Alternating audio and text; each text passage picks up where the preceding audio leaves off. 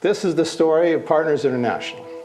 It's one of my favorite stories. I love to tell it. In the year 1937, China became engaged in a war with Japan, which created a crisis in the life of the Chinese church.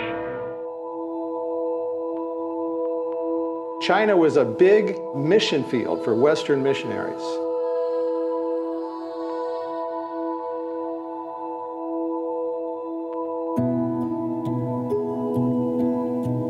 Duncan was kind of a wild man. He saw terrible things, but he just had such a burden for reaching the lost in China that he'd stay there and do that.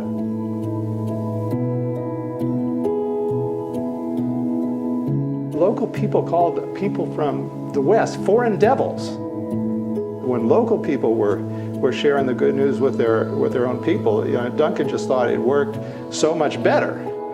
He discussed the situation with Dr. Jepson, a Christian physician of Seattle, Washington, who in turn called together a group of Christian laymen. Mr. McRoberts presented to them the challenge to embark on this new phase in Christian missions. The China Native Evangelistic Crusade.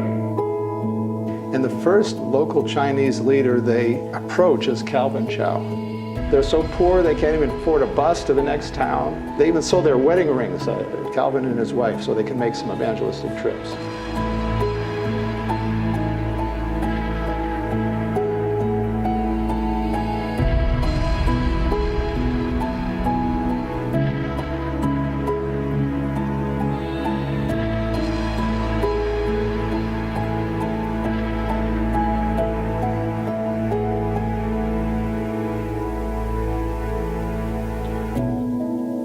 This whole model was very threatening to the mission establishment. Mostly it was, the Westerners that feel like they have the education, the money, sort of telling everybody else what to do. But Allen, this is why he was so loved by our partners, was that he just believed in them and he listened to them. What's their vision for reaching their own people?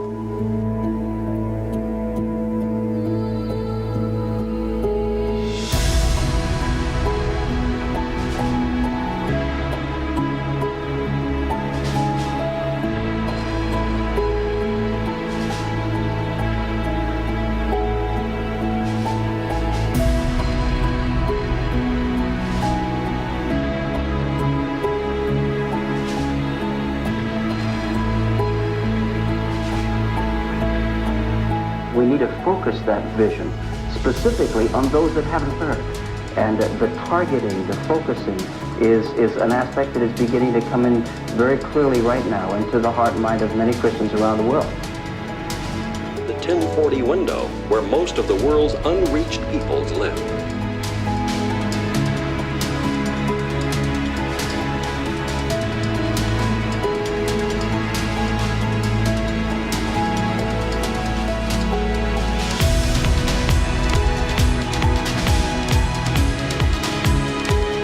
We decide to focus on what we call the least Christian regions of the world and phase out of the work in those other places.